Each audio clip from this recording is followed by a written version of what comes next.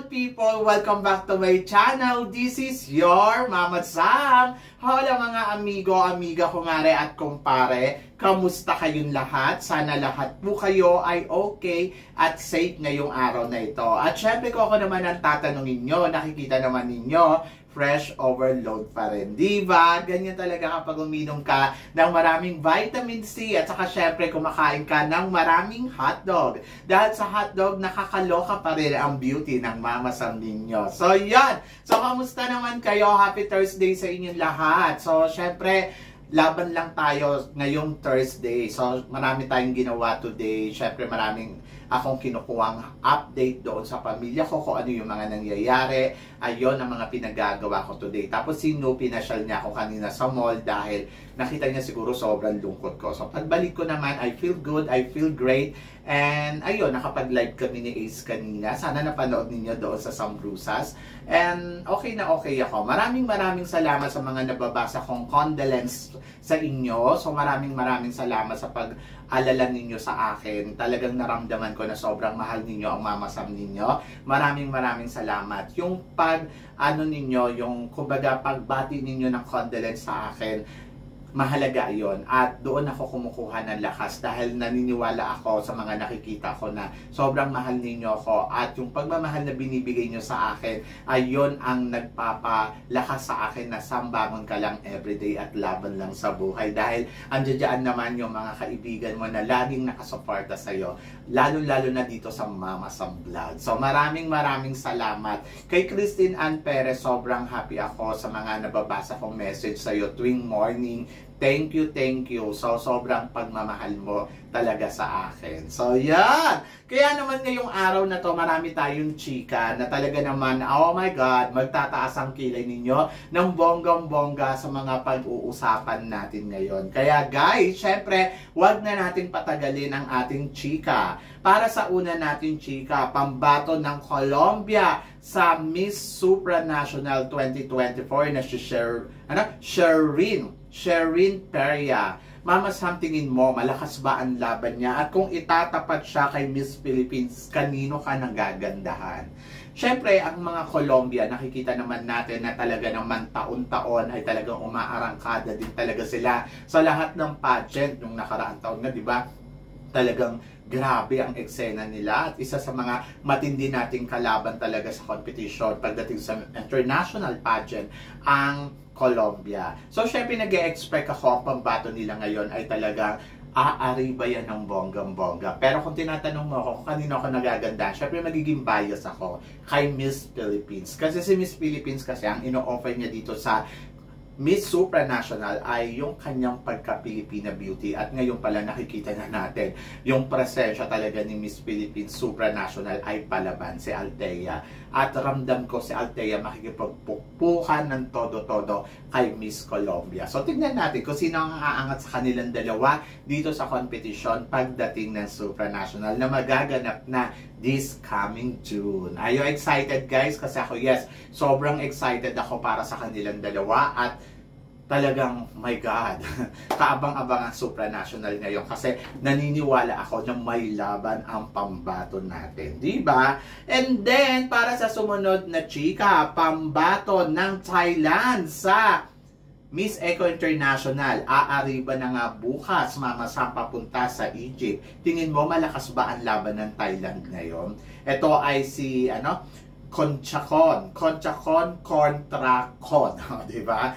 Galing siya sa Miss Grand.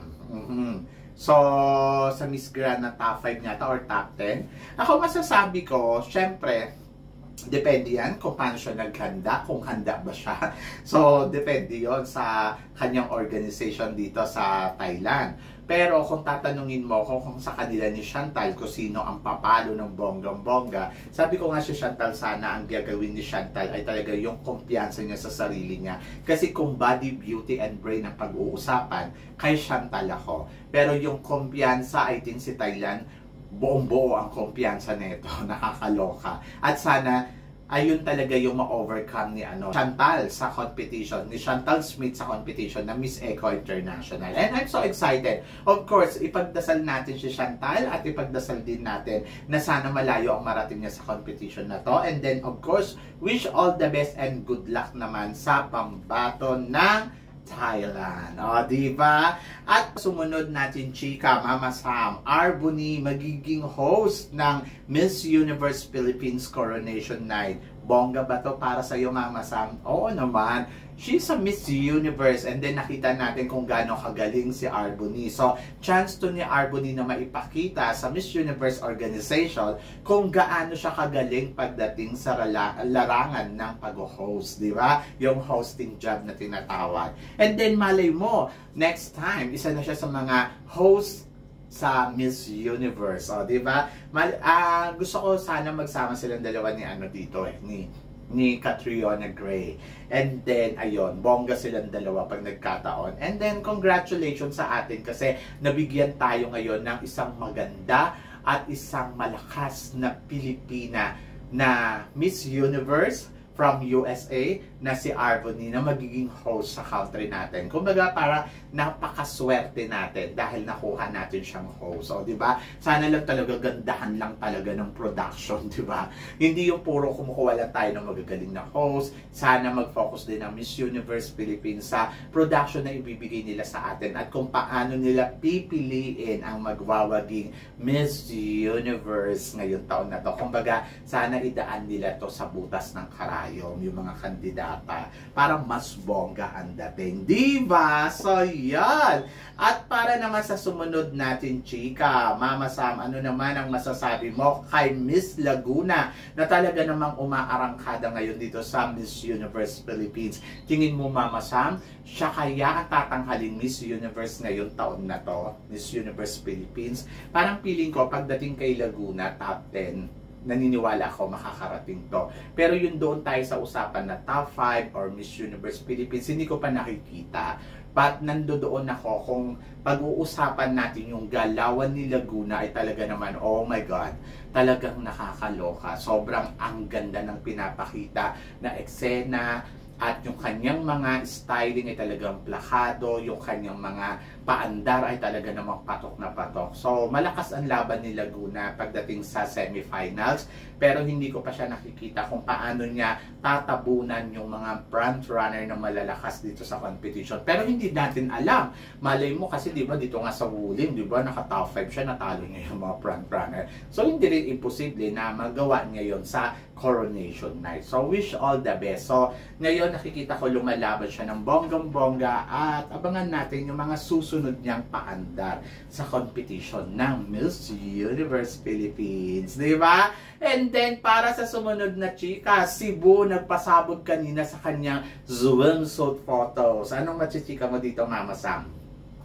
To be honest, kay Chris Stephanie Hanson, hindi naman ako masyadong nagkaroon ng wow sa nakita ko doon sa picture na inilabas niya kanina. Dahil napakasimple, pero nandoon na talagang masasabi mo, mukhang may laban. Ang ganda ng katawan, ang ganda ng posing, and then talaga si Chris Stephanie Hanson ay masasabi ko rin na kaabang-abang din talaga dito sa Miss Universe Philippines dahil nga sa mga nakikita mong galawan sa kanya na hindi mo pwede underestimate kasi talaga ito talaga pag nagpasarela na talagang lumalaban talaga to. So yun yung nakakatakot kay Chris Stephanie Hanson kaya hindi mo siya pwede i-underestimate ng ganun-ganun lang. Kung laban, may laban talaga. At naniniwala ako na papalo to ng bonggang-bongga sa competition ng Miss Universe Philippines.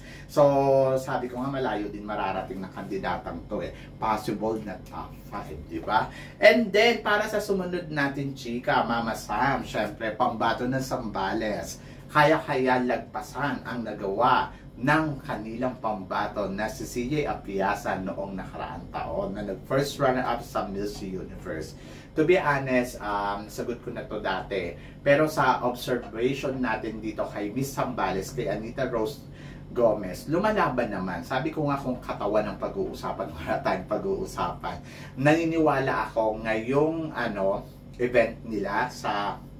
sa Aqua Boracay. Isa siya sa mga mabibigyan ng award dahil sa sobrang kaseksihan nito. Alam mo kung pag-uusapan ganda ng katawan, ayun talaga yung laban ni Anita Rose. Talagang papalo talaga to sa ganda ng katawan. At aminin natin, baka siya pa ang maging best in swimsuit dito sa Miss Universe Philippines. Sa liit ng bewang niya, ha. So, totoo lang, naniniwala ako kaya niya tong best in swimsuit. Ayun yung laban niya. And then, pasarela, lalaban ng pasarela. At kung orahan, lalaban to ng orahan. So, nag-expect nga ako na siya ang kukunin na taon na to dito sa Miss Universe Philippines. And then, kung kaya niya ba lagpasan yung nagawa ni CJ Apiasa, pwede din naman kung aarangkada siya ng todo-todo sa mga susunod na araw dito sa Miss Universe Philippines kasi may ibinubuga naman. Maganda yung styling, maganda yung nakikita natin. Ang problema lang, kulang lang sa angas. So dapat konting angas, konting eksena, at konting paandar panalo. Diba? So yun. Kasi mas mapapansin ka kapag ganon. Pag wala kang pinapakitang angas dyan, ay nako, good luck sa'yo. Diba? And then, of course, kanina din naglabas din ng photos ang pambato ng Iloilo na si Alexi Brooks. Yes, sa kanyang swimsuit photos. Well, ang masasabi ko, bongga. Totoo. So, talagang nandoon talaga ang isang Alexi Brooks na palaban at nandoon talaga na umaarangkada talaga siya sa bawat eksena. Nandoon siya sa laro. Yung photos na to, kung titignan mo, sobrang edit. Pero kasi, ang tinitignan ko dito, yung kulay, yung kung paano siya mag-execute sa photos, kung paano niya ipapakita yung mga posing niya. And then, I think she's great. At ang sexy, ang ganda ng katawan, ang ganda ng balakang, talagang masasabi ko, oh my God, palong-palong-palo talaga ang isang Alexi Brooks. At nakita naman natin na very powerful at strong ang kanyang katawan. So, dito pa lang, masasabi mo talaga, malakas talaga yung laban niya. Kasi nakikita mo sa mga muscle ba niya, sa katawan niya, na talagang grabe, palaban ng isang Alexi, ayaw magpaawat. But congratulations, dahil napakaganda ng photos ni Iloilo at masasabi ko, impressing. Di ba? Photos na ipinakita niya dito at in fairness sa kanya, nagustuhan ko talaga ng bonggang-bongga. So yeah, so congratulations and good luck sa kanyang Aqua Boracay Fashion Show. So, laban lang, Iloilo, kaya mo yan. And then, of course, para sa sumunod natin, chika, syempre, Mama Sam, paandar ni Victoria Velasquez Vincent. Panalo ba?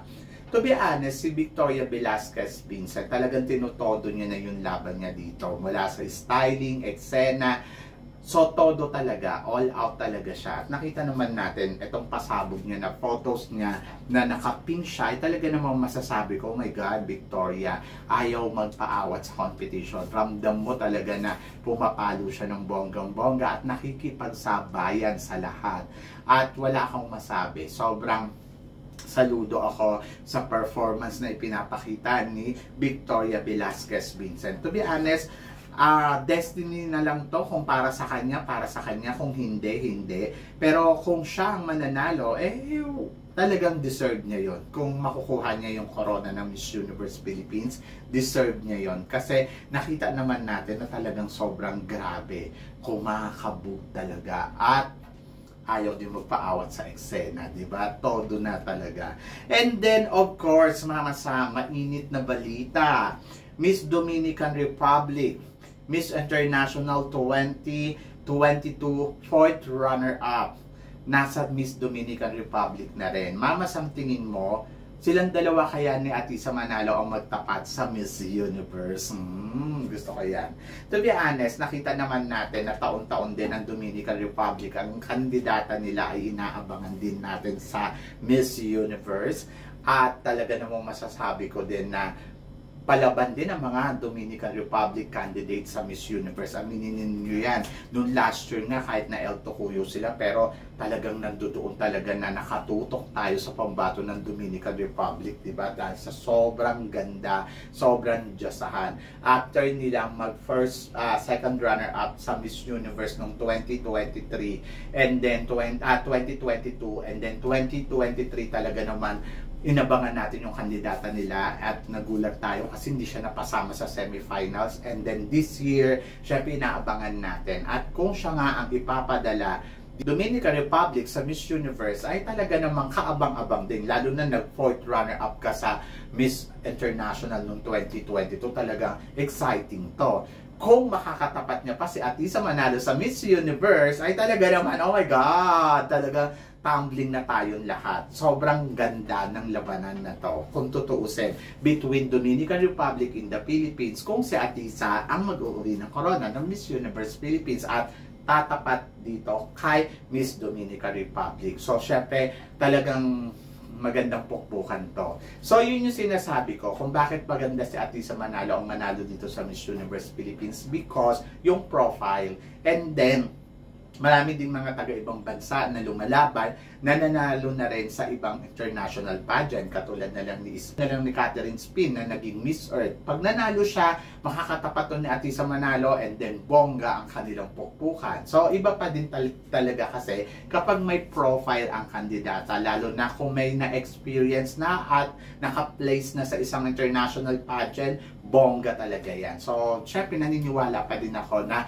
kaya to ni Atisa Manalo, at naniniwala din ako sa mga ibang kandidata na talaga namang masasabi ko, oh my God, makikipagpukpukan ng todo-todo sa competition na to. So, exciting to. So, tingnan natin sa mga susunod na panahon kung silang dalawa nga ay magtatapat sa Miss Universe. Atisa Manalo ng Philippines, and then versus Dominican Republic Miss International 4th runner-up. Diba? So, yun. So, guys, ano guys ang masasabi ninyo dito sa mga pachika natin ngayon? So, please comment below para at least malaman ko naman kung ano naman ang chika mo sa mga pinag-uusapan natin. So, yun guys, syempre maraming salamat sa inyo lahat sa walang sawang suporta na binibigay ninyo syempre dito sa channel ko. At sa mga hindi pa po nakaka-subscribe dyan, please don't forget to click like and subscribe my channel, at i-click na rin po ninyo yung notification bell para lagi kayong updated syempre sa aking mga chika. Sabi ng ganon, always keep smiling and always think positive lang. Walang imposible guys. Magtiwala lang tayo sa itaas. Kaya guys, hanggang dito na lang. Hanggang sa muli nating chikahan. See you tomorrow. Thank you guys.